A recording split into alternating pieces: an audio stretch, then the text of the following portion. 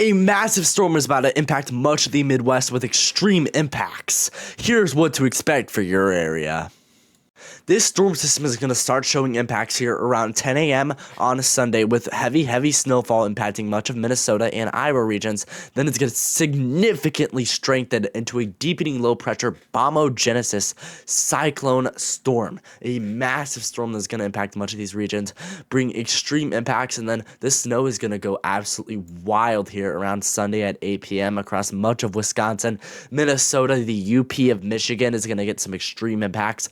Once this deepening low pressure occurs, we're going to see some extreme wind impacts, which gusts could get up to 60 to 65, maybe even 70 miles an hour gusts in some of these locations, combining with extreme heavy snowfall rates of 1 to 2, maybe even 3 inches per hour, leading to extreme blizzard conditions with whiteout conditions in parts of the UP of Michigan, Wisconsin, and Minnesota regions. So I do not advise you to be traveling at all in these regions, as there's going to be significant dangerous impacts.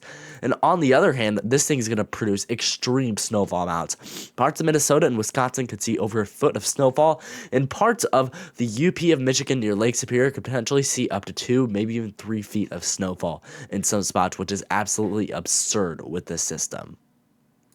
Not just that, a clashing cold front is going to occur with much of the system, and also the dew points are going to rise significantly from the Gulf of Mexico, and some instability is going to form across Missouri, Illinois, and Indiana, where you could get a little sneaky tornado threat across Missouri, Illinois, and Indiana regions, right in these areas around Sunday at 1 p.m. tomorrow, with an isolated tornado or two being possible around the St. Louis region. So I definitely would be being prepared across that. This is not any significant severe weather threat at all, but definitely do be prepared just in case something does happen with this system.